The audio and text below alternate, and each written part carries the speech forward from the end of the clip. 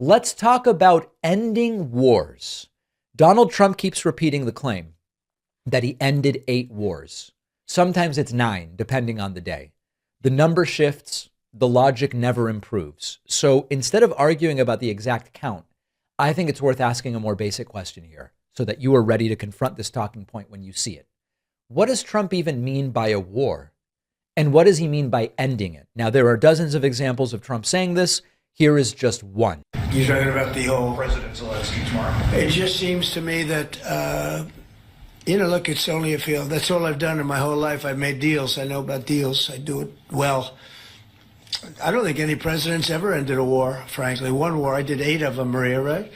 And but I don't know. Did Bush ever end? Do you think Biden ended a war? All right. I did 8 of them. I did 8 of them. That's what I did. So I'm gonna make 2 arguments here.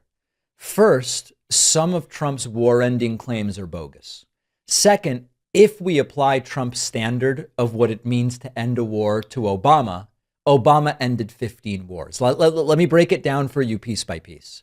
Once we look at the examples that Trump cites, we see what standard he's applying.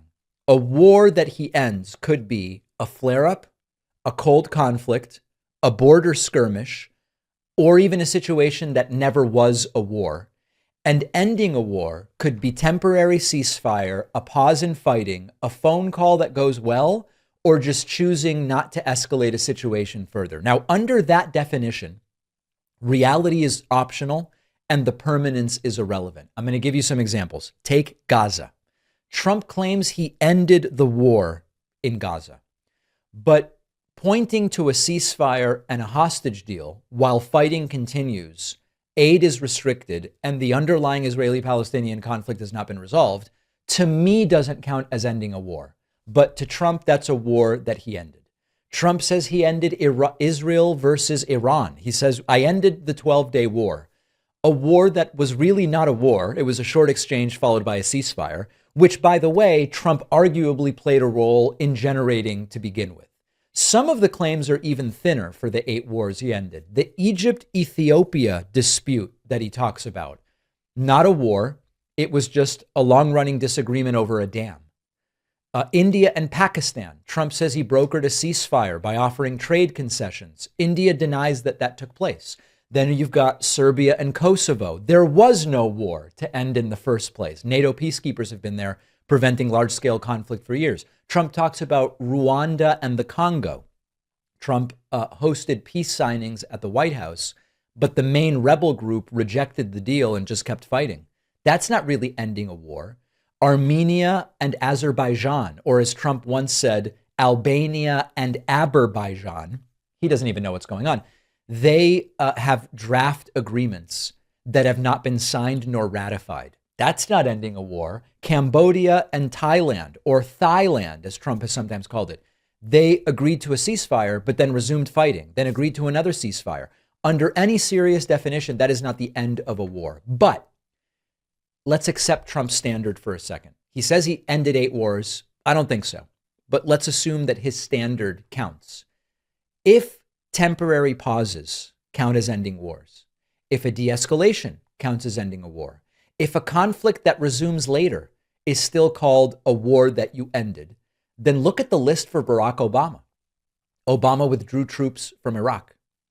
The Iran nuclear deal was signed under Obama, which ended a standoff and blocked war through diplomacy. It later was undone, but it still was something that Obama did. Obama normalized relations with Cuba, ending 50 years of really a Cold War of sorts.